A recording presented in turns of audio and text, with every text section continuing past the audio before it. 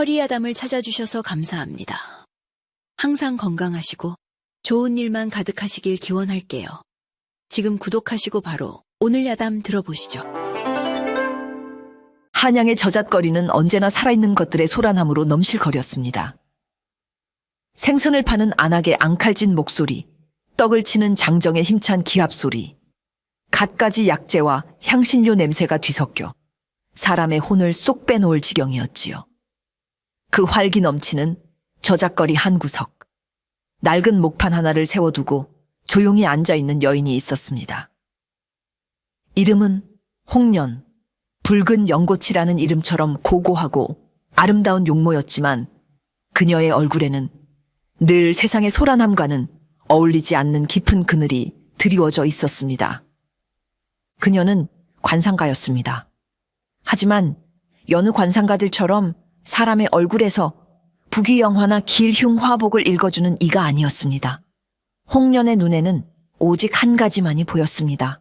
바로 사람의 얼굴에 어른거리는 죽음의 그림자였지요.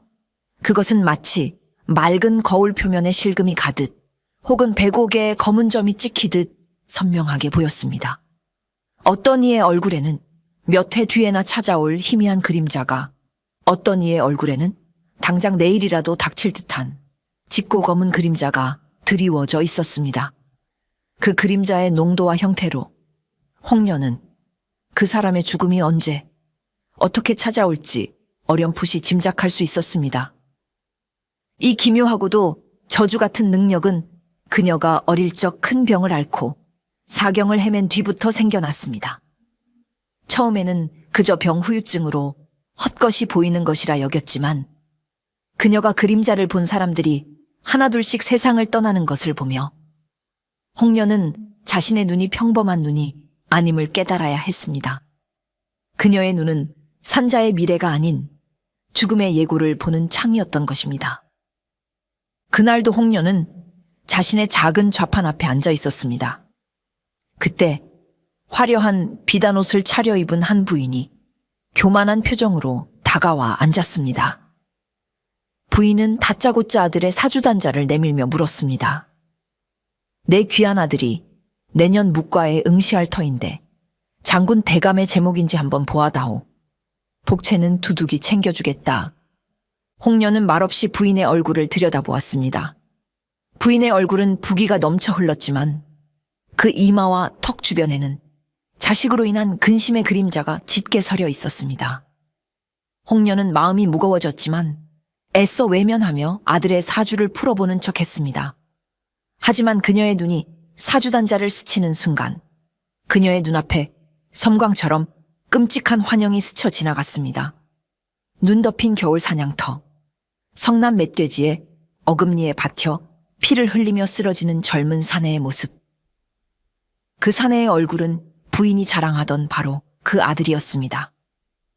환영 속 사내의 얼굴에는 이미 짙은 죽음의 그림자가 드리워져 있었습니다.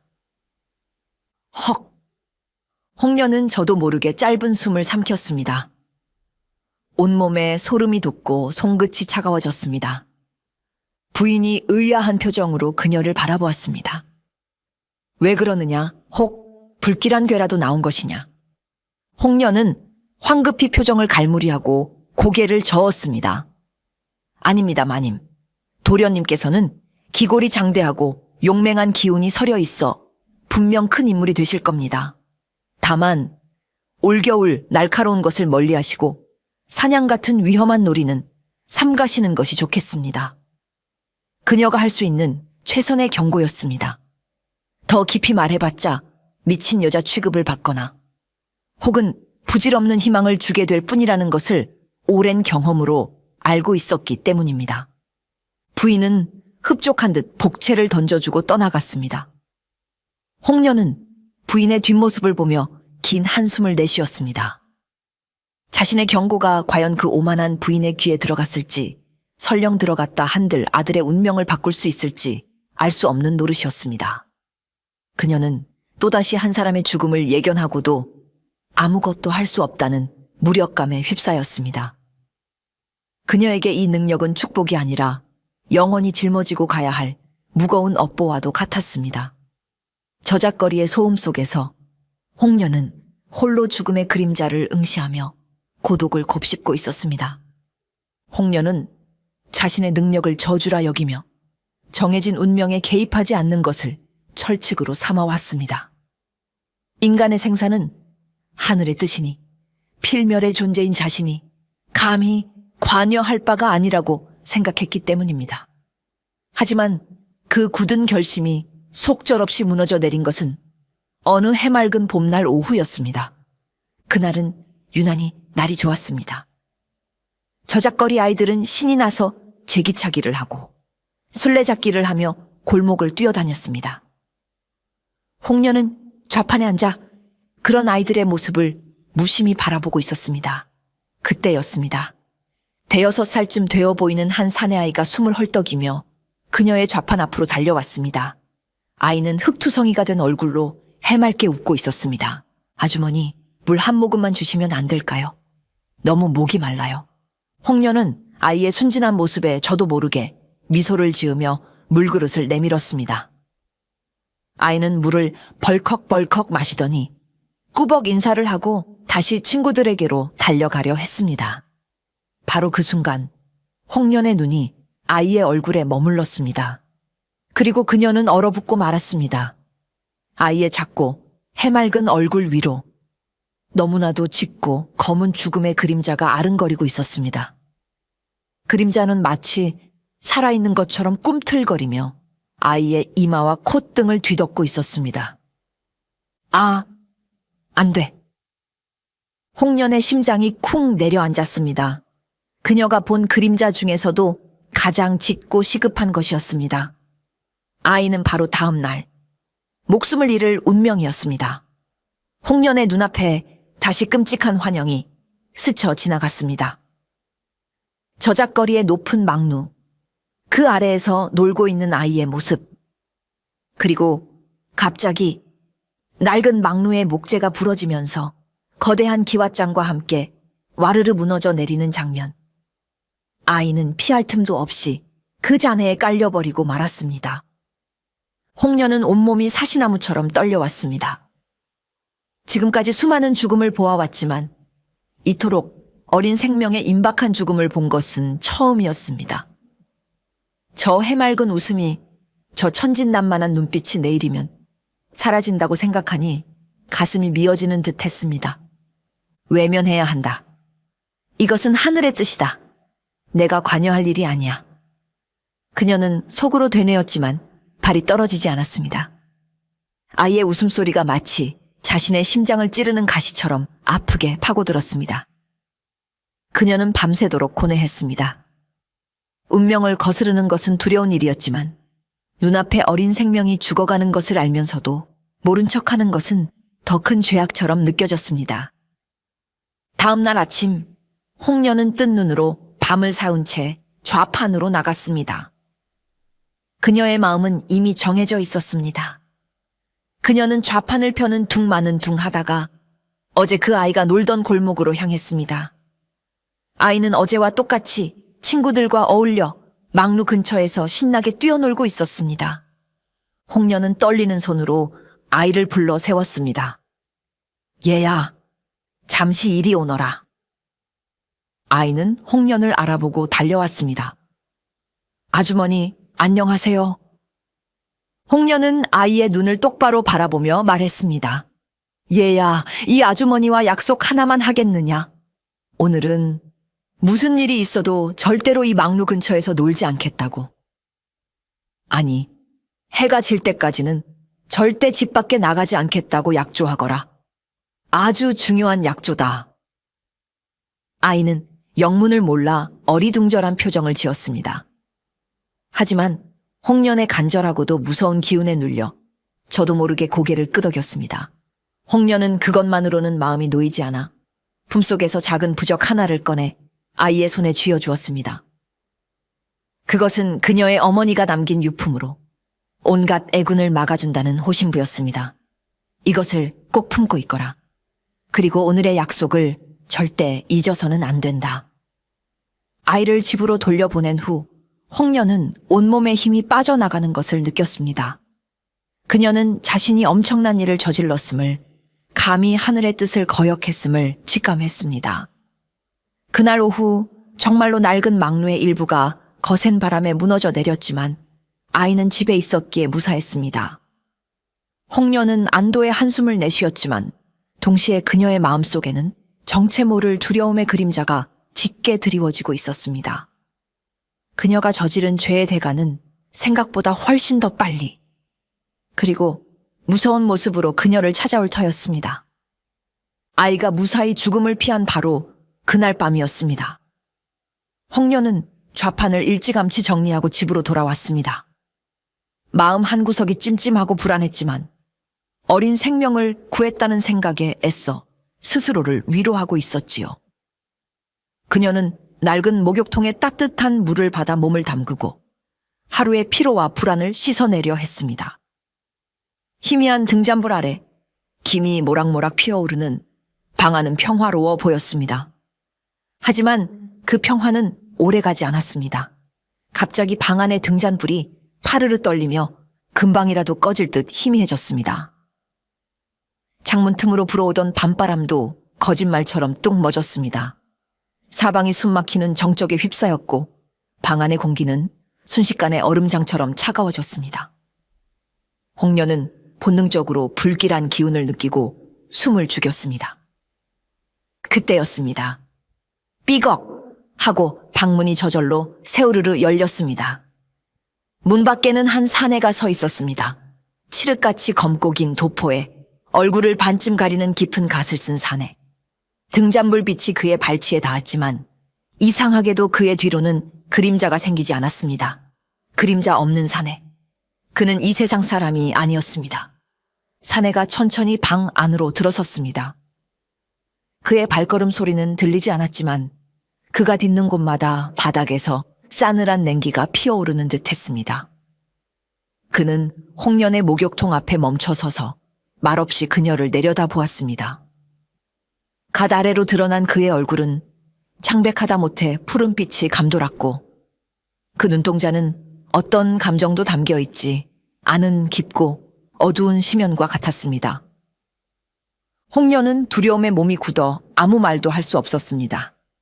목욕통의 따뜻한 물기마저 순식간에 식어버리는 듯한 착각에 빠졌습니다. 그녀는 이 사내가 누구인지, 왜 자신을 찾아왔는지 어렴풋이 짐작할 수 있었습니다. 자신이 저지른 죄의 대가를 받으러 온 자, 바로 저승의 사자였습니다. 네가 홍련이냐? 사내의 입이 열렸습니다. 그의 목소리는 겨울밤 얼음이 깨지는 소리처럼 차갑고 날카로웠습니다. 홍련은 간신히 고개를 끄덕였습니다. 너는 오늘 정해진 명을 거스르고 생사의 법도를 어겼다. 사내는 감정 없는 목소리로 그녀의 죄를 읊었습니다. 인간 세상의 일이 어지러워지는 것은 사소한 일이나 명부의 질서가 흔들리는 것은 결코 용납될 수 없는 대죄다. 네 죄, 그 값을 치러야 할 것이다. 사내는 품속에서 무언가를 꺼내 들었습니다. 그것은 망자의 혼을 묶는다는 차가운 쇠사슬이었습니다. 쇠사슬이 서로 부딪히며 내는 섬뜩한 소리가 방 안에 울려 퍼졌습니다. 그의 이름은 무영. 수백 년 동안 명부의 법도를 집행해 온 그림자 없는 저승사자였습니다. 그의 임무는 홍련의 혼을 명부로 끌고 가는 것이었습니다. 홍련은 이제 자신의 운명이 끝났음을 직감했습니다. 그녀는 체념한 듯 눈을 감았습니다. 차가운 쇠사슬이 자신의 몸을 올가매는 것을 기다리면서 말이지요. 무영이 던진 쇠사슬은 홍련의 육신이 아닌 그녀의 혼을 올가맸습니다. 순간 홍련은 자신의 몸이 가벼워지며 육신으로부터 분리되는 기묘한 감각을 느꼈습니다. 그녀의 눈에 비친 자신의 방은 점차 희미해져 갔고 대신 칠흑 같은 어둠이 사방을 뒤덮었습니다. 그녀는 이제 더 이상 산자가 아니었습니다. 가자. 무영의 차가운 목소리와 함께 홍련은 그의 뒤를 따를 수밖에 없었습니다. 두 사람은 이승도 저승도 아닌 기묘한 경계의 길을 걷기 시작했습니다. 그 길은 안개로 자욱했고 발밑에서는 축축하고 서늘한 기운이 올라왔습니다. 길 양옆으로는 끝없이 붉은 꽃들이 피어 있었습니다. 마치 핏방울이 흩뿌려진 듯 선명하고 요염한 꽃. 살아생전에는 결코 볼 수 없다는 저승의 꽃, 피안화였습니다. 꽃밭 너머로는 거대한 강이 흐르고 있었습니다. 강물은 검붉은 빛을 띠고 있었고 그 속에서는 수많은 손들이 허우적거리며 무언가를 갈구하는 듯 했습니다.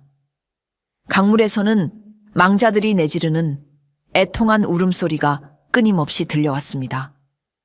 이승에 남겨둔 인연을 그리워하는 소리, 자신의 억울한 죽음을 한탄하는 소리가 뒤섞여 마치 강물 자체가 거대한 슬픔의 덩어리처럼 느껴졌습니다. 홍련은 그 끔찍하고도 슬픈 풍경에 압도되어 걸음조차 떼기 어려웠습니다. 그녀는 산자로서 수많은 죽음의 그림자를 보아왔지만 죽은 자들의 세상이 이토록 처절하고 고통스러운 곳일 줄은 상상도 하지 못했습니다. 그녀는 자신의 운명이 어떻게 될지 두려워 온몸이 떨려왔습니다. 무영은 그런 홍련의 상태를 아는지 모르는지 그저 묵묵히 앞서 걷기만 했습니다.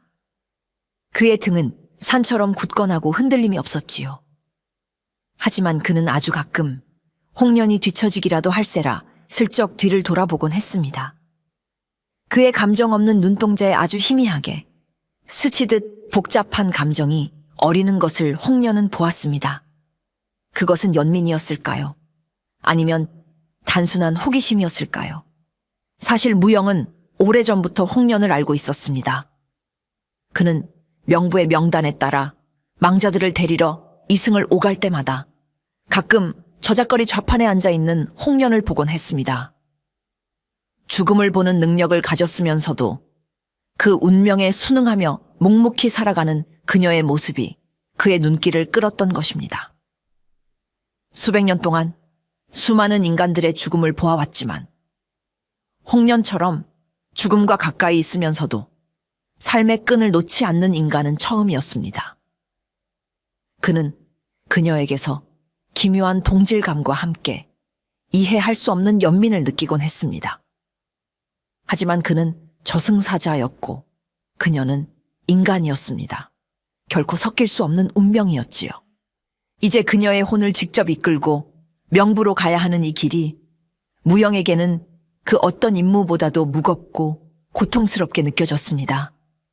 그는 자신의 감정을 애써 억누르며 차갑고 단호한 저승사자의 모습으로 돌아가려 애썼습니다. 하지만 그의 발걸음은 자신도 모르게 조금씩 느려지고 있었습니다. 홍련과 함께 걷는 이 길이 조금이라도 더 길어지기를 바라는 마음에서였을까요? 피안화가 만발한 길과 통곡의 강을 지나 홍련과 무영은 마침내 명부의 심장부, 염라대왕의 심판대 앞에 도착했습니다.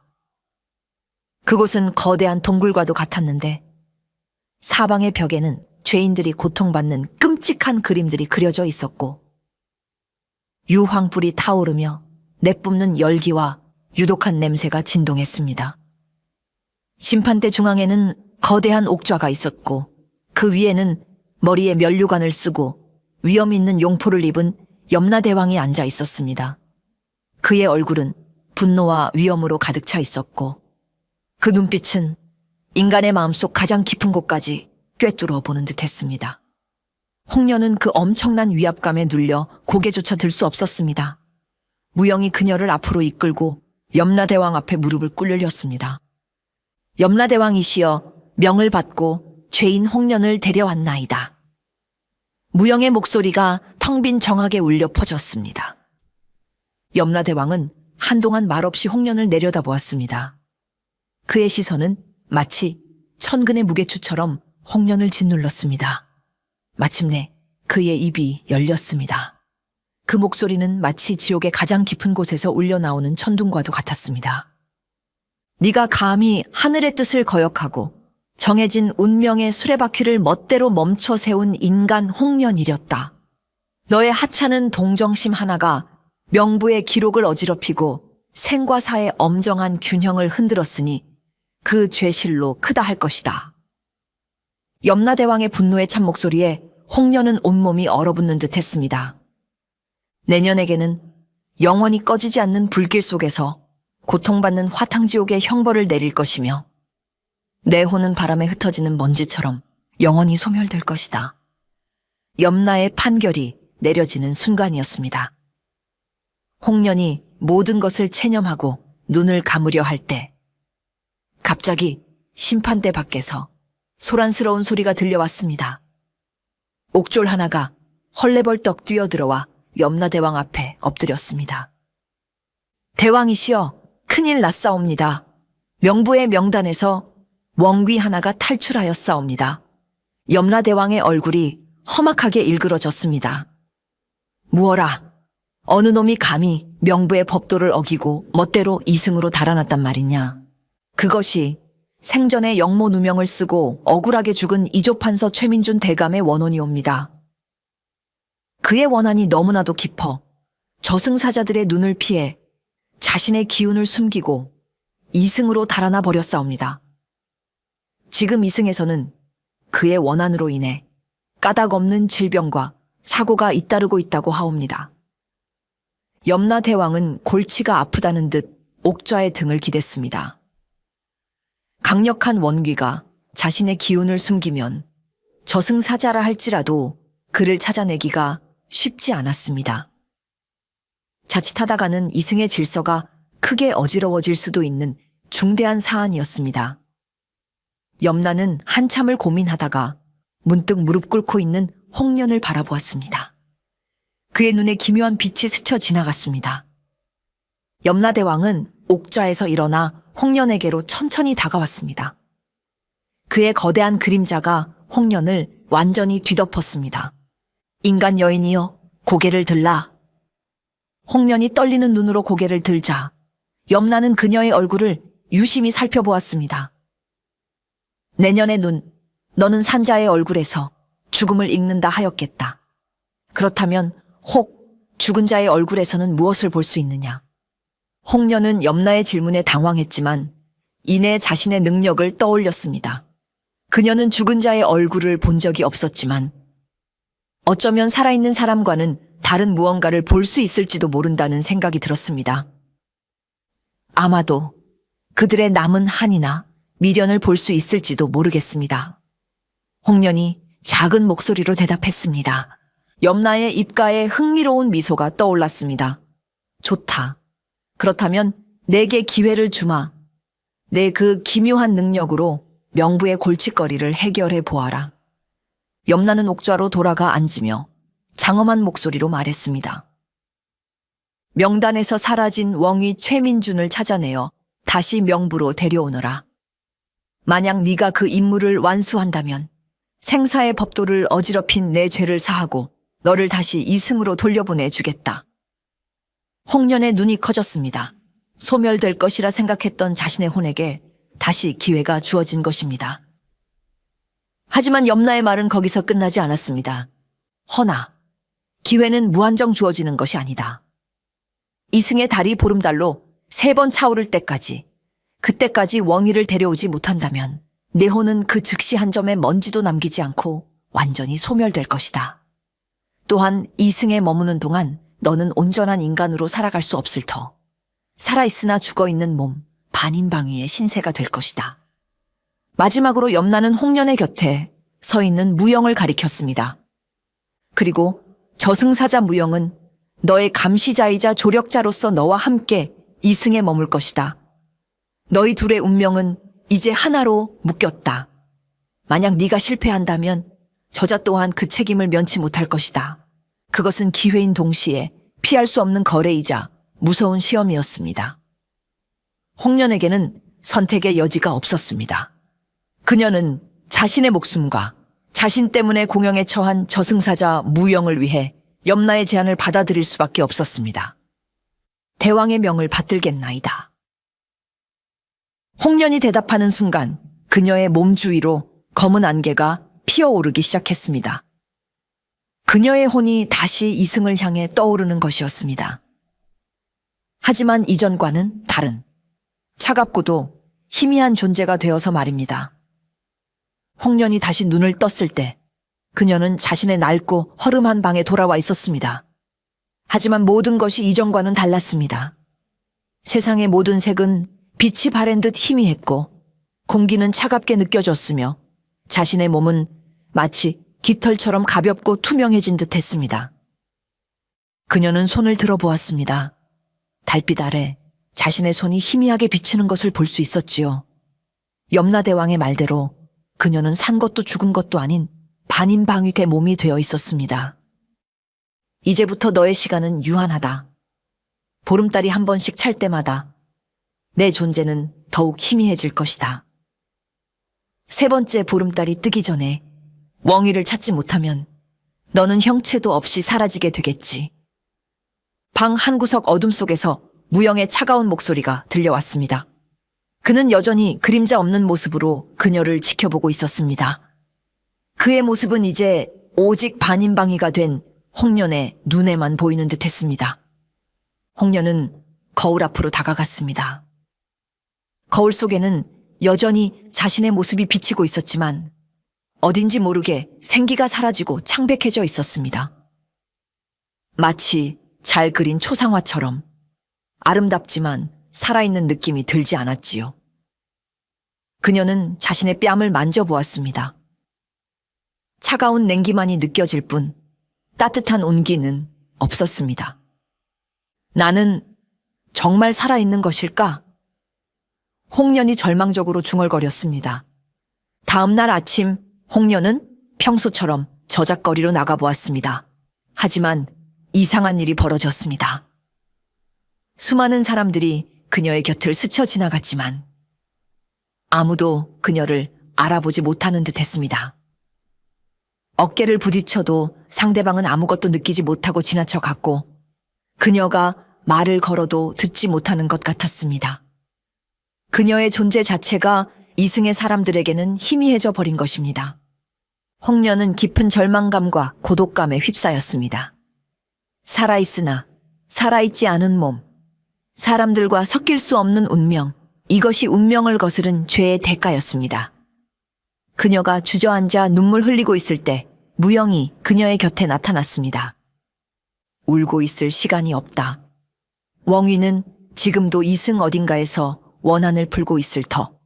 그의 기운을 찾아야 한다. 무영의 목소리는 여전히 차가웠지만 홍련은 그의 눈빛 깊은 곳에서 희미한 연민의 빛을 읽을 수 있었습니다. 홍련은 눈물을 닦고 일어섰습니다. 그녀에게 남은 시간은 많지 않았습니다. 그녀는 자신의 목숨을 위해서 그리고 자신과 운명을 함께하게 된 저승사자 무영을 위해서라도 반드시 웡이를 찾아내야 했습니다. 그녀는 자신의 기묘한 능력을 다시 한번 믿어보기로 했습니다. 죽음의 그림자를 보는 눈이라면 분명 웡이가 남긴 저주의 흔적 또한 찾아낼 수 있을 것이라고 말입니다. 그렇게 관상가 홍련과 저승사자, 무영의 기묘한 동행, 그리고 웡이를 쫓는 위험한 추적이 시작되었습니다. 홍련과 무영은 그날부터 한양 구석구석을 헤매기 시작했습니다. 명부에서 탈출한 웡이 최민준을 찾기 위해서였지요. 무영의 말대로 웡이는 자신의 원한을 풀기 위해 이미 행동을 개시한 듯 했습니다. 며칠 사이 한양에는 까닭을 알 수 없는 불길한 사건들이 잇따라 발생했습니다. 평소 건강하던 대갓집 마님이 갑자기 시름시름 앓기 시작하더니 급기야 자리에 누웠고 장사가 잘 되던 비단 가게는 원인 모를 불이나 하루아침에 잿더미가 되었습니다. 뿐만 아니었습니다. 말을 타고 가던 무관이 갑자기 낙마하여 크게 다치고 관아의 서리가 밤길을 걷다가 발을 헛디뎌 개천에 빠져 목숨을 잃을 뻔한 일도 있었습니다. 사람들은 그저 운수가 사나운 탓이라 여겼지만 홍련의 눈에는 다르게 보였습니다. 그녀는 피해자들의 얼굴에서 평소에 보던 일반적인 죽음의 그림자와는 다른 훨씬 더 사악하고 부자연스러운 기운을 감지했습니다. 그것은 마치 검붉은 먹물이 번지듯 사람의 생기를 빠르게 잠식해 들어가는 저주의 흔적이었습니다. 이들이요, 웡위의 저주를 받은 자들이야. 홍련이 한 역병 환자를 가리키며 말했습니다. 그의 얼굴에는 검붉은 반점들이 피어나 있었고 눈은 공포로 가득 차 있었습니다. 무영은 홍련이 지목한 사람들을 명부의 기록과 대조했습니다. 내 말이 맞다. 이 자는 생전에 최민준 대감에게 거짓 증언을 하여 그를 모함했던 자로구나. 웡위가 자신의 원수들에게 복수를 시작한 것이다. 홍련과 무영은 피해자들의 관상과 명부의 기록을 통해 원위의 다음 목표를 추적하기 시작했습니다. 하지만 웡위는 매우 교활했습니다. 그는 자신의 기운을 교묘히 숨기며 한 곳에 오래 머물지 않았고 복수의 대상도 종잡을 수 없었습니다. 때로는 직접적인 원수를, 때로는 그들의 가족이나 재산을 노리기도 했습니다. 두 사람은 매일 밤낮으로 한양을 헤맸지만 웡위의 꼬리를 잡기는 쉽지 않았습니다. 그 사이 홍련의 몸은 점점 더 쇠약해져 갔습니다.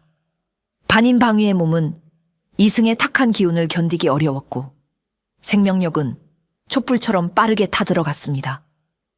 그녀의 몸은 점점 더 투명해져 갔고 이제는 대낮에도 사람들의 눈에 거의 보이지 않을 정도가 되었습니다. 이러다가는 웡위를 찾기도 전에 내 혼이 먼저 소멸되겠구나. 홍련은 절망적인 생각에 사로잡혔습니다. 그녀가 힘없이 주저앉으려 할 때 무영이 그녀의 팔을 붙잡았습니다. 그의 손은 얼음장처럼 차가웠지만 이상하게도 그 냉기가 홍련의 쓰러져가는 기운을 붙잡아주는 듯했습니다. 두 사람의 기묘하고도 위태로운 동행은 계속되고 있었습니다. 웡위를 쫓는 날들이 길어질수록 홍련의 몸은 눈에 띄게 쇠약해져 갔습니다. 반인방위의 몸으로 이승에 머무는 것은 그녀의 혼을 조금씩 갉아먹는 일과 같았습니다. 그녀의 몸은 점점 더 희미해져 갔고 이제는 약한 바람에도 쓰러질 듯 위태로워 보였습니다. 때로는 현기증을 느끼며 쓰러지기도 했고 의식을 잃고 며칠씩 깨어나지 못하는 날도 있었습니다. 무영은 그런 홍련을 묵묵히 지켜보았습니다. 그는 저승사자로서 그녀를 감시하고 임무를 완수하도록 독려해야 했지만 쓰러져가는 그녀의 모습을 보며 그의 마음속에는 자신도 이해할 수 없는 감정이 싹트고 있었습니다. 그것은 연민이자 안타까움이었고 어쩌면 그 이상의 무엇일지도 몰랐습니다. 어느 날 밤 홍련이 또다시 정신을 잃고 쓰러졌습니다. 그녀의 몸은 이제 거의 투명해져 금방이라도 사라져 버릴 것만 같았습니다. 이대로 두었다가는 보름달이 차오르기도 전에 그녀의 혼이 소멸될 것이 분명했습니다. 무영은 깊은 고뇌에 빠졌습니다. 명부의 법도에 따르면 그는 어떤 경우에도 인간의 생사에 관여해서는 안 되었습니다. 하지만 그는 차마 홍련이 죽어가는 것을 지켜볼 수만은 없었습니다. 오랜 갈등 끝에 무영은 결심했습니다. 그는 자신의 입술을 홍련의 차가운 입술에 조심스럽게 가져갔습니다. 그리고는 명계의 존재만이 가질 수 있는 차갑고도 순수한 음기를 그녀의 몸속으로 불어넣기 시작했습니다. 흐흡. 홍련의 몸이 가늘게 떨렸습니다. 무영의 숨결은 얼음처럼 차가웠지만 그 차가운 기운이 그녀의 메마른 영혼을 적시며 새우러져 가던 생명력을 다시 일깨우는 기묘한 감각이었습니다. 그것은 마치 한겨울 고목의 새순이 돋아나듯 죽음의 문턱에서 다시 삶으로 되돌아오는 듯한 경험이었습니다. 홍련이 천천히 눈을 떴을 때 그녀의 눈앞에는 창백한 얼굴의 무영이 있었습니다. 두 사람의 입술은 여전히 맞닿아 있었고 홍련은 당황하여 몸을 뒤로 뺐습니다. 얼굴이 화끈 달아올랐지만 그것은 부끄러움 때문만은 아니었습니다.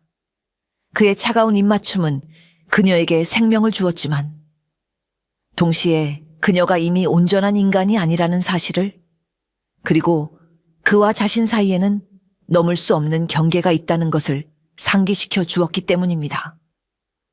그날 이후로 그들의 관계에는 기묘한 의식이 추가되었습니다. 홍련의 몸이 새우러져 갈 때마다 무영은 자신의 음기를 나누어 주며 그녀의 생명을 연장시켜 주었습니다. 그들의 입맞춤에는 어떤 욕정도 뜨거운 열기도 없었습니다. 오직 차가운 냉기와 함께 서로의 존재를 확인하는 위태로운 생명의 교류만이 존재할 뿐이었습니다. 홍련은 그의 차가운 온기 속에서 살아갔고, 무영은 그녀에게 자신의 일부를 나누어 주며 점점 더 깊은 연민과 번뇌에 빠져들었습니다. 무영의 도움으로 간신히 생명을 이어가게 된 홍련은 다시 웡위를 쫓기 시작했습니다. 두 사람의 공조는 이전보다 훨씬 더 체계적이고 긴밀해졌습니다. 홍련은 자신의 능력을 더욱 갈고 닦아 이제는 단순히 웡위의 저주가 깃든 사람을 찾아내는 것을 넘어 그 저주의 강도와 종류를 통해 웡위의 다음 행동을 예측할 수 있게 되었습니다. 어떤 이에게는 재물을 잃게 하는 저주를, 어떤 이에게는 명예를 더럽히는 저주를, 그리고 어떤 이에게는 직접적으로 목숨을 노리는 강력한 저주를 걸고 있다는 것을 알아냈지요. 웡위는 단순히 복수만 하는 것이 아니야. 그는 생전에 자신이 당했던 것과 똑같은 방식으로 원수들에게 고통을 돌려주고 있어. 홍련이 말했습니다. 무영은 명부의 서고에서 가져온 업경대의 기록을 펼쳤습니다. 업경대는 망자의 생전 죄업을 비추는 거울로 그 기록에는 최민준 대감의 죽음과 관련된 인물들의 죄가 낱낱이 적혀 있었습니다. 무영은 그 기록과 홍련이 읽어낸 저주의 종류를 대조하며 웡위의 다음 목표가 될 인물의 범위를 좁혀 나갔습니다. 최민준 대감에게 거짓 영모 증거를 만들어 바쳤던 사관 박진수, 그의 재산을 탐내 헐값에 사들였던 상인 장덕배, 그리고 마지막으로 이 모든 것을 알고도 묵인했던 당시의 우의정 민치영. 이제 남은 원수는 이 세 사람뿐이다. 무영이 차갑게 말했습니다. 두 사람은 남은 3명의 목표물을 중심으로 수사망을 좁혀 들어갔습니다. 그들은 밤낮으로 세 사람의 주변을 맴돌며 원귀가 나타나기만을 기다렸습니다. 그 과정에서 두 사람은 수많은 위험을 겪어야 했습니다. 웡위의 저주에 걸린 자들의 발악에 휘말리기도 하고 웡위가 쳐놓은 함정에 빠져 위험에 처하기도 했지요. 하지만 두 사람은 서로에게 의지하며 모든 위기를 헤쳐나갔습니다. 홍련이 위험에 처하면 무영이 나타나 그녀를 구했고, 무영이 놓친 단서를 홍련이 그녀의 능력으로 찾아냈습니다. 차갑기만 하던 저승사자 무영은 점점 더 인간적인 모습을 보이기 시작했고, 세상과 담을 쌓고 살던 홍련 또한 무영에게 마음을 열기 시작했습니다. 그들은 자신들의 감정이 단순한 동료애를 넘어선 그 이상의 무엇이라는 것을 어렴풋이 느끼고 있었습니다. 하지만 인간과 저승사자라는 넘을 수 없는 벽 앞에서 두 사람은 차마 그 감정을 입 밖으로 내지 못하고 가슴 속에 묻어둘 수밖에 없었습니다. 원귀를 쫓는 위험한 여정 속에서 그들의 애틋하고도 위태로운 사랑 또한 깊어가고 있었습니다. 웡위를 쫓는 날들이 길어지고 홍련과 함께하는 시간이 쌓여갈수록 무영의 내면에서는 거대한 폭풍이 일고 있었습니다. 그는 수백 년 동안 명부의 법도를 집행하는 냉철한 저승사자로 살아왔습니다. 인간의 희로애락은 그에게 아무런 의미 없는 뜬구름과 같았고, 생과 사는 그저 명부에 적힌 기록의 한 줄일 뿐이었습니다. 그는 망자의 혼을 거두는 일을 기계처럼 반복하며 어떤 감정도 느끼지 않았습니다. 그것이 바로 저승사자의 숙명이자 본질이었으니까요. 하지만 홍련을 만나고 난 후 그의 굳게 닫혔던 마음의 문에 균열이 가기 시작했습니다. 처음에는 그저 죽음을 보는 능력을 가진 한낱 인간에 대한 호기심이었습니다. 하지만 그녀의 곁에서 그녀의 고통을 지켜보고 쓰러져가는 그녀에게 자신의 기운을 나누어 주게 되면서 그의 마음속에는 전에 없던 감정들이 싹트기 시작했습니다. 홍련이 웡위의 저주에 고통받는 사람들을 보며 함께 아파할 때 무영은 자신의 가슴 한쪽이 저릿해지는 것을 느꼈습니다. 홍련이 자신의 처지를 비관하며 홀로 눈물 흘릴 때 그는 그녀의 어깨를 감싸 안고 위로해주고 싶은 충동을 억눌러야 했습니다. 그녀의 작은 미소 하나에 자신의 딱딱한 심장이 녹아내리는 듯한 기묘한 감각에 휩싸이기도 했습니다. 그것은 저승사자에게는 금지된 감정, 바로 연민과 사랑이었습니다. 가장 큰 변화는 그가 자신의 임무와 명부의 법도에 대해 회의감을 느끼기 시작했다는 것입니다. 이전까지 그에게 법도는 절대적인 것이었습니다. 하지만 홍련을 통해 인간 세상을 다시 들여다보게 되면서 그는 법도만으로는 설명할 수 없는 수많은 억울함과 슬픔이 존재한다는 것을 깨닫게 되었습니다. 최민준 대감의 왕위 역시 명부의 법도로만 본다면 질서를 어지럽히는 흉악한 악귀일 뿐이었습니다. 하지만 홍련의 눈을 통해 그의 깊은 한과 억울한 사연을 들여다보게 되면서 무영은 그를 마냥 악귀로만 볼 수 없게 되었습니다. 과연 원한을 품게 만든 자들의 죄와 그 원한을 풀기 위해 악귀가 된 자의 죄 중 어느 것이 더 무거운가? 무영은 처음으로 명부의 판결에 대해 의문을 품게 되었습니다. 어느 날 밤, 기운이 다해 잠든 홍련의 얼굴을 내려다보던 무영은 자신도 모르게 그녀의 머리카락을 부드럽게 쓸어 넘겼습니다. 그의 손길은 얼음장처럼 차가웠지만 그 안에는 따뜻한 연정이 담겨 있었습니다. 내가 어찌하여 일이 변했는가? 이 인간 여인 하나 때문에 수백 년간 지켜온 나의 모든 것이 흔들리고 있구나. 무영은 깊은 혼란에 빠졌습니다. 홍련을 사랑하게 된 자신의 마음을 인정하는 순간 그는 더 이상 온전한 저승사자로 남을 수 없음을 알고 있었습니다. 그것은 명부의 법도를 정면으로 거스르는 일이며 자신을 소멸의 길로 이끌 수도 있는 위험한 감정이었습니다. 하지만 그는 이미 홍련에게서 눈을 뗄 수 없었습니다. 그녀를 지키고 싶다는 생각, 그녀와 함께하고 싶다는 갈망이 그의 존재 이유를 뒤흔들고 있었습니다. 차갑고 과묵했던 저승사자는 이제 금지된 사랑의 열병을 앓는 한 사내가 되어가고 있었습니다. 홍련과 무영의 끈질긴 추적 끝에 왕위 최민준 대감의 과거가 더욱 명확하게 드러나기 시작했습니다. 무영이 명부의 기록을 더 깊이 파고들자 그가 단순히 억울한 누명을 쓴 것을 넘어 사실은 나라를 위해 목숨을 바친 충신이었다는 사실이 밝혀졌습니다. 최민준 대감은 생전에 나라의 국방을 튼튼히 하고 백성들의 삶을 안정시키기 위해 많은 노력을 기울인 인물이었습니다. 그는 특히 북방 국경지대의 방비를 강화하고 부패한 관리들을 척결하는 데 앞장섰습니다. 하지만 그의 강직함은 부패한 권력자들에게 눈의 가시와도 같았습니다. 당시 조정은 영의정을 중심으로 한 간신배들이 국정을 농단하고 있었습니다. 그들은 국방 예산을 빼돌려 사리사욕을 채우고 자신들의 이익을 위해 나라를 위기에 빠뜨리는 것도 서슴지 않았습니다. 최민준 대감은 이들의 비리를 파헤치고 임금에게 직언을 올리려 했습니다. 위기감을 느낀 영의정과 그 무리들은 역으로 최민준 대감에게 역모 누명을 씌웠습니다. 그들은 거짓 증거를 조작하고 위증을 일삼았으며 자신들의 권력을 이용하여 사건을 일사천리로 진행시켰습니다. 결국 최민준 대감은 한마디 변명도 제대로 해보지 못한 채 역적으로 몰려 억울한 죽음을 맞이했고 그의 가문은 풍비박산이 나고 말았습니다. 이 모든 진실을 알게 된 홍련은 깊은 슬픔과 분노에 휩싸였습니다. 그는 악귀가 아니었어. 나라를 위해 헌신하다 억울하게 죽어간 충신의 원혼이었던 거야. 홍련은 이제 왕위를 단순히 소멸시켜야 할 대상으로 볼 수 없었습니다.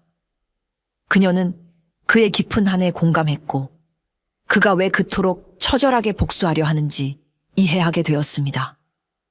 그녀의 눈에 비친 원귀는 더 이상 두려운 존재가 아니라 구원받아야 할 가여운 영혼이었습니다. 무영 역시 무거운 침묵에 잠겼습니다. 명부의 기록은 망자의 죄업을 비출 뿐 그 이면에 숨겨진 진실이나 억울함까지는 담아내지 못했습니다. 그는 자신이 지금껏 기계처럼 집행해온 명부의 법도가 얼마나 냉혹하고 불완전한 것인지를 다시 한번 깨달았습니다. 홍련아, 우리는 이제 어떻게 해야 하지? 그는 명부의 법도를 어긴 탈주자다. 우리의 임무는 그를 다시 명부로 데려가는 것이다. 하지만 무영은 차마 말을 잇지 못했습니다. 홍련은 무영의 손을 잡았습니다. 그녀의 손은 차가웠지만 그 눈빛은 그 어느 때보다 따뜻하고 단호했습니다. 우리는 그를 잡아야 해. 하지만 소멸시키기 위해서가 아니야. 그의 한을 풀어주고 그가 스스로 안식을 찾을 수 있도록 도와주기 위해서야. 그것이 우리가 해야 할 일이야. 홍련의 말에 무영은 고개를 끄덕였습니다. 두 사람은 이제 같은 마음을 품고 있었습니다. 그들은 더 이상 염라의 명을 따르는 집행자가 아니었습니다. 억울한 영혼을 구원하고 이승과 저승의 헝클어진 질서를 바로잡으려는 동반자가 된 것입니다. 그들의 앞에는 웡귀와의 피할 수 없는 마지막 대결이 기다리고 있었습니다. 이승의 시간이 흘러 마침내 세 번째 보름달이 차오르기 직전의 밤이 되었습니다. 홍련의 몸은 이제 달빛에 비치면 그 너머의 풍경이 보일 정도로 희미해져 있었습니다. 그녀에게 남은 시간은 정말로 얼마 없었지요. 홍련과 무영은 마침내 웡귀의 마지막 목표물이자 모든 비극의 근원이었던 영의정의 저택 앞에 도착했습니다. 영의정은 이미 늙고 병들어 오늘 내일 하는 신세였지만 웡귀의 복수는 아직 끝나지 않았습니다.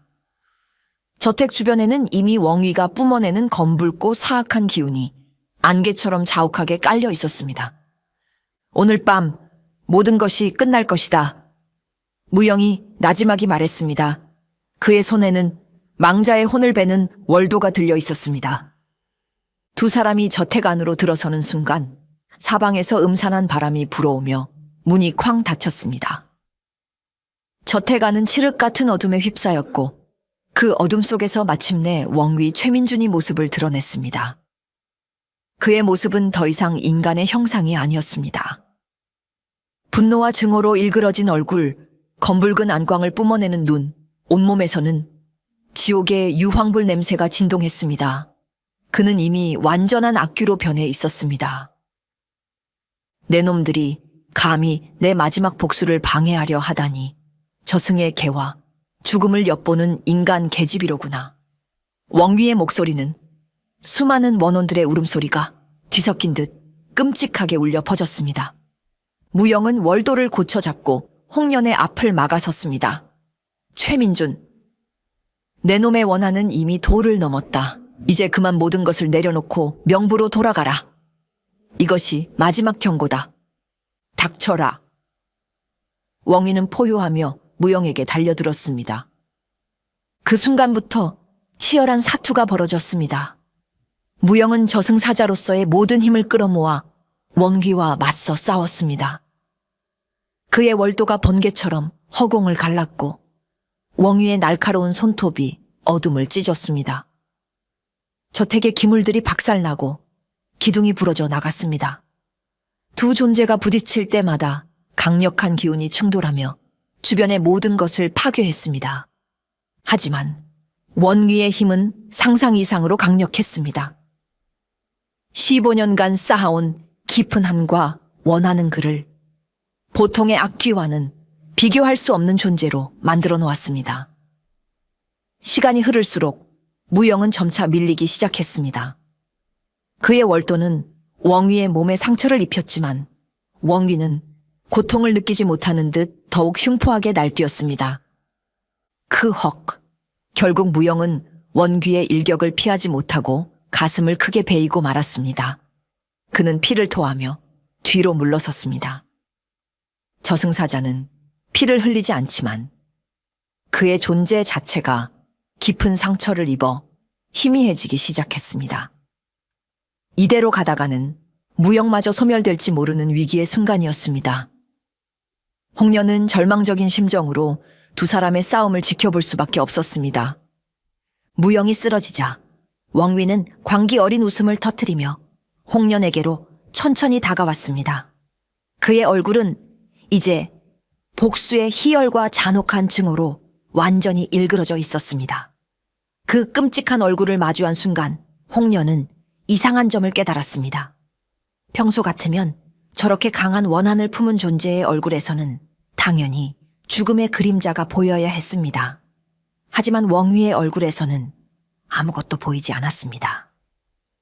짙은 어둠만이 그의 얼굴을 뒤덮고 있을 뿐이었습니다. 왜 보이지 않는 거지? 죽음의 그림자가. 홍련은 극도의 공포와 절망 속에서 필사적으로 생각했습니다. 그때 문득 깨달음이 섬광처럼 그녀의 뇌리를 스쳤습니다. 그녀의 능력은 단순히 죽음을 보는 것이 아니었습니다. 그것은 사람의 얼굴에 깃든 운명의 그림자, 그 중에서도 가장 마지막 단계인 죽음을 읽어내는 것이었습니다. 그렇다면 죽음 이전에 존재하는 다른 감정들, 기쁨, 슬픔, 분노 또한 볼 수 있지 않을까? 그래, 내가 봐야 할 것은 그의 죽음이 아니야. 그의 분노와 증오 뒤에 숨겨진 가장 깊은 곳의 슬픔이야. 홍련은 위기의 순간 자신의 능력을 전혀 다른 방식으로 사용해야 함을 깨달았습니다. 그녀는 두려움을 떨쳐내고 쓰러진 무영의 앞을 가로막고 서서 웡위의 눈을 똑바로 마주 보았습니다. 그리고는 자신의 모든 정신을 집중하여 그의 얼굴에서 죽음이 아닌 그의 영혼, 가장 깊은 곳에 숨겨진 슬픔과 억울함의 기억을 읽어내려 애썼습니다. 처음에는 칠흑 같은 어둠과 이글거리는 분노만이 보였습니다. 하지만 홍련은 포기하지 않았습니다. 그녀는 마치 깊은 심연 속으로 끝없이 파고들듯 웡위의 내면을 향해 자신의 모든 감각을 열었습니다. 마침내 그녀의 눈에 희미한 영상이 비치기 시작했습니다. 그것은 웡위가 억울하게 옥에 갇혔을 때의 모습이었습니다. 차가운 감옥 바닥에 쓰러져 그는 아내와 어린 자식들의 이름을 부르며 피눈물을 흘리고 있었습니다. 다음 순간 영상은 그가 역적으로 몰리기 전 어느 평화로운 날의 모습으로 바뀌었습니다. 그는 서재에 앉아 어린 아들에게 글을 가르치고 있었고 그의 얼굴에는 인자하고 따뜻한 미소가 가득했습니다. 또 다른 영상 속에서는 그가 사랑하는 아내와 함께 정원을 거닐며 수줍게 꽃을 건네는 모습도 보였습니다. 홍련은 보았습니다. 지금의 흉측한 악귀가 아닌 한때는 다정한 남편이자 자랑스러운 아버지였으며 충직한 신하였던 한 남자의 진짜 모습을, 그리고 그 모든 행복을 억울하게 빼앗기고 깊은 절망 속에서 원한을 키워야 했던 그의 처절한 슬픔을. 홍련의 진정한 능력은 죽음을 예견하는 저주가 아니라 한 존재의 가장 깊은 고통에 공감하는 축복이었을지도 몰랐습니다. 홍련의 눈에 웡위, 아니 최민준 대감의 슬픈 기억들이 파노라마처럼 스쳐 지나갔습니다. 억울하게 옥에 갇혀 절규하던 모습, 사랑하는 아내와 자식들을 그리워하며 피눈물을 흘리던 모습, 그리고 마지막 순간까지 자신의 결백과 나라에 대한 충심을 외치다 세우러져 가던 모습까지. 그녀는 그의 모든 슬픔과 고통을 마치 자신의 일처럼 생생하게 느꼈습니다. 홍련의 뺨 위로 뜨거운 눈물이 흘러내렸습니다. 그것은 그녀 자신의 눈물이자 동시에 최민준 대감의 15년 묵은 한이 담긴 눈물이었습니다. 그녀는 더 이상 그를 두려운 악귀로 볼 수 없었습니다. 그저 세상에서 가장 불쌍하고 가여운 한 영혼으로 보일 뿐이었습니다. 대감, 홍련은 떨리는 목소리로 그를 불렀습니다. 그녀의 목소리에는 더 이상 공포가 아닌 깊은 연민과 슬픔이 담겨 있었습니다. 원귀는 잠시 주춤했습니다. 홍련의 눈빛이 이전과 달라져 있었기 때문입니다. 자신을 두려워하거나 증오하는 눈빛이 아닌 자신의 모든 것을 이해하고 함께 아파하는 듯한 그 눈빛 앞에서 웡위의 흉포한 기세가 순간 흔들렸습니다. 당신의 억울함을 제가 보았습니다. 홍련은 눈물을 흘리며 말을 이었습니다. 영모의 누명을 쓰고 차가운 감옥에서 홀로 죽어가야 했던 그 처절한 심정을, 사랑하는 가족들을 다시는 볼 수 없다는 그 찢어지는 고통을 제가 모두 보았습니다. 대감께서는 결코 악귀가 아닙니다. 그저 너무나도 깊은 상처를 입은 가여운 영혼일 뿐입니다. 홍련은 한 걸음 더 다가섰습니다. 이제 그만 그 지독한 원한을 내려놓으십시오. 복수는 또 다른 복수를 낳을 뿐 결코 대감의 한을 풀어주지 못합니다. 당신의 아내와 자식들도 대감께서 이런 흉측한 모습으로 복수를 이어가는 것을 원치 않을 것입니다. 그분들은 대감께서 이제 그만 고통의 굴레에서 벗어나 평안한 안식을 찾으시길 바랄 것입니다. 닥쳐라. 내년이 무얼 안다고 짓거리는 것이냐. 원귀는 포효했지만 그 목소리는 이전처럼 위협적이지 않았습니다. 오히려 슬픔과 고통에 찬 절규에 가까웠습니다. 그의 이글거리던 눈빛이 흔들렸고 온몸을 감싸고 있던 검붉은 기운도 조금씩 옅어지기 시작했습니다. 홍련의 진심 어린 눈물과 위로는 그 어떤 강력한 무기보다도 더 날카롭게 웡위의 마음을 파고들었습니다. 수백 년 묵은 저승사자의 월도도 뚫지 못했던 그의 단단한 원한의 갑옷이 한 인간 여인의 진심, 어린 눈물 앞에서 서서히 녹아내리고 있었던 것입니다. 홍련의 진심 어린 눈물에 웡위의 흉포한 기세가 흔들리는 바로 그 순간이었습니다. 쌓아온 원한이 한순간에 사라질 리는 없었지요. 웡위는 극심한 혼란 속에서 마지막 발악을 하기 시작했습니다. 그는 이 모든 고통의 원인이 자신을 동정하는 저 인간 계집 때문이라 생각했는지 남은 모든 힘을 끌어모아 홍련을 향해 달려들었습니다. 내년만 없었다면 내 복수는 완성되었을 것을. 원귀의 날카로운 손톱이 홍련의 심장을 향해 날아들었습니다.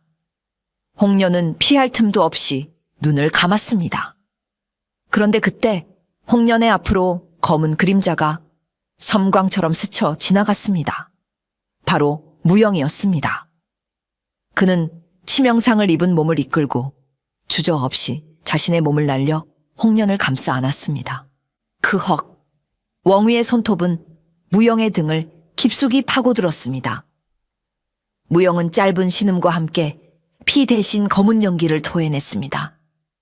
저승사자가 인간을, 그것도 명부의 법도를 어긴 죄인을 위해 자신의 몸을 바치는 것. 그것은 명부의 가장 큰 금기이자 용서받을 수 없는 죄였습니다. 그 대가는 즉시 나타났습니다. 무영의 몸이 갑자기 희미해지기 시작했습니다.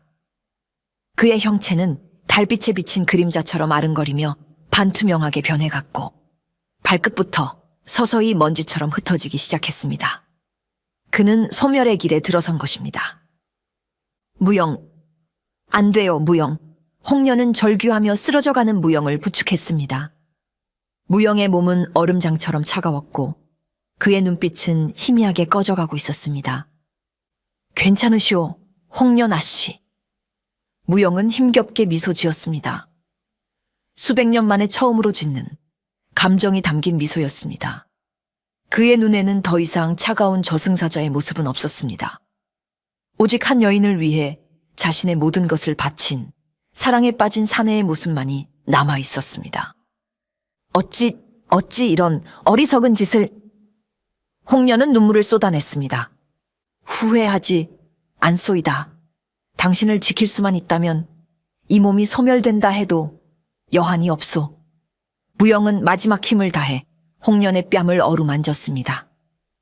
그의 차가운 손길이 홍련의 뜨거운 눈물을 닦아주었습니다. 홍련은 그의 손을 붙잡고 오열했습니다. 자신 때문에, 자신을 향한 그의 금지된 사랑 때문에 그가 사라져가고 있다는 사실을 견딜 수가 없었습니다. 자신의 마지막 일격이 엉뚱한 희생을 낳은 것을 본 웡위는 그 자리에 멈춰서서 만견자실한 표정을 지었습니다. 저승사자가 인간을 위해 스스로를 희생하는 모습, 그것은 그의 얼어붙었던 마음속에 남아있던 마지막 인간성을 건드렸습니다. 그는 보았습니다. 홍련의 눈물 속에서, 그리고 소멸해가는 무영의 미소 속에서 자신이 15년간 잊고 있었던 희생과 사랑의 의미를 말입니다. 자신의 복수심 때문에 또 다른 무고한 희생이, 그리고 가슴 아픈 이별이 생겨나고 있다는 것을 깨달은 것입니다. 내가 대체 무슨 짓을 한 것인가? 나의 복수는 과연 누구를 위한 것이었는가? 이 또한 또 다른 원한을 낳는 업보가 될 뿐이거늘 원귀의 온몸을 휘감고 있던 검붉은 기운이 서서히 옅어지기 시작했습니다. 그의 일그러졌던 얼굴이 점차 생전에 온화하고 기품 있던 최민준 대감의 모습으로 돌아왔습니다. 그는 더 이상 분노에 찬 악귀가 아니었습니다. 모든 것을 체념하고 자신의 죄를 뉘우치는 한 망자의 모습이었습니다. 그는 조용히 홍련과 무영에게 다가왔습니다. 그리고는 깊이 고개를 숙였습니다. 미안하오. 나의 어리석은 원한이 그대들에게까지 씻을 수 없는 상처를 남기고 말았구려. 그의 목소리는 더 이상 끔찍한 울음소리가 아닌 깊은 슬픔이 담긴 중년 사내의 목소리였습니다. 이제 그만 모든 것을 내려놓으려 하오. 나의 복수는 여기서 끝이오. 저승사자여, 당신의 희생이 헛되지 않도록 나 스스로 명부로 돌아가 내 죄의 값을 치르겠소. 최민준 대감의 원호는 말을 마친 후 소멸 직전의 무영에게 마지막 남은 자신의 영적인 힘을 다해 절을 올렸습니다. 그의 몸이 서서히 투명해지며 명부로 돌아갈 준비를 하고 있었습니다. 그는 마지막으로 홍련을 바라보며 말했습니다. 인간 여인이여, 고맙소. 그대의 눈물 덕분에 내 오랜 한을 마침내 내려놓을 수 있게 되었소. 부디 그대만이라도 평안을 찾으시길. 그 말을 끝으로 최민준 대감의 원호는 한 줄기 맑은 빛이 되어 하늘로 솟아오르더니 이내 명부의 길로 사라졌습니다. 지독했던 원한은 마침내 끝이 났고 저택에는 고요한 정적만이 남았습니다. 하지만 홍련에게는 슬퍼할 겨를도 안도할 틈도 없었습니다. 그녀의 품에서 무영의 존재가 점점 더 희미해져 가고 있었기 때문입니다. 약속했던 세 번째 보름달이 뜨는 날, 홍련은 홀로 명부의 심판대 앞으로 돌아왔습니다. 그녀의 몸은 이제 거의 형체가 보이지 않을 정도로 투명해져 금방이라도 사라질 듯 위태로웠습니다. 그녀의 품에는 소멸 직전의 무영이 희미한 빛의 형태로 안겨 있었습니다. 염라대왕은 옥좌에 앉아 침묵 속에서 그녀를 내려다보고 있었습니다. 그의 얼굴에는 분노도 만족도 아닌 알 수 없는 복잡한 표정이 서려 있었습니다. 홍련은 힘겹게 무릎을 꿇고 고개를 조아렸습니다. 대왕이시여, 약조대로 원귀 최민준을 명부로 돌려보냈나이다. 허나 그 과정에서 저승사자 무영이 금기를 어기고 저를 구하다 소멸될 위기에 처했나이다. 홍련의 목소리는 절박했습니다. 이 모든 것은 저의 죄 때문입니다. 명부의 법도를 어지럽힌 것도 저요. 저승사자를 미혹하여 금기를 어기게 한 것도 저입니다. 부디 무영을 용서하여 주시옵소서. 그의 죄는 제가 대신 받겠나이다. 제 혼을 지금 당장 소멸시키셔도 좋으니 제발 무영만은 살려주시옵소서. 홍련은 이마가 깨지도록 바닥에 머리를 찌으며 애원했습니다. 그녀에게 자신의 목숨은 더 이상 중요하지 않았습니다. 오직 자신을 위해 모든 것을 희생한 무영을 살리고 싶다는 생각뿐이었습니다. 염라대왕은 한참 동안 아무 말 없이 그녀의 절규를 듣고만 있었습니다. 심판대는 숨막히는 침묵에 휩싸였고 오직 홍련의 흐느낌만이 공허하게 울려 퍼졌습니다. 마침내 염라가 무거운 입을 열었습니다. 어리석은 것들. 그의 목소리는 이전처럼 천둥 같지는 않았지만 그 안에 담긴 무게감은 조금도 다르지 않았습니다. 인간과 저승사자의 금지된 사랑이라. 이는 하늘과 땅의 이치를 거스르는 가장 큰 죄악이다. 내년의 공이 아무리 크다 한들 이 죄를 어찌 사할 수 있단 말이냐. 염라의 말에 홍련의 마지막 희망마저 꺼져가는 듯 했습니다. 하지만 그녀는 포기하지 않았습니다. 그녀는 마지막 힘을 다해 고개를 들고 염라의 눈을 똑바로 바라보았습니다. 그녀의 눈빛에는 더 이상 두려움이 아닌 사랑하는 이를 지키려는 굳건한 의지가 담겨 있었습니다. 그 순간 두 존재의 시선이 허공에서 강렬하게 부딪혔습니다. 염라대왕은 홍련에 당돌하면서도 절박한 눈빛을 한참 동안 마주 보았습니다.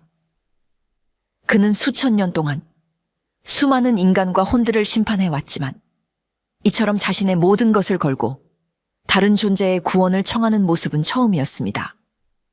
그는 홍련의 눈빛 속에서 자신이 잊고 있던 순수한 사랑의 가치를 보았습니다. 염라는 깊은 한숨을 내쉬었습니다. 내 말대로 너는 명부의 골칫거리였던 왕위의 한을 풀어 질서를 바로잡았으니 그 공이 크다. 허나 저승사자를 미혹하여 명부의 가장 큰 금기를 어기게 하였으니 그 죄 또한 크다. 너희 둘의 공과 죄를 저울질하니 어느 한쪽으로도 기울지가 않는구나. 염라는 옥좌에서 일어나 고심에 빠졌습니다. 한참의 침묵 끝에 그가 마침내 판결을 내렸습니다. 너희에게서 생과 사를 모두 거두겠다. 이승의 인간으로도 명부의 저승사자로도 살아갈 수 없을 것이다. 대신 너희에게 새로운 운명과 소명을 내리노라.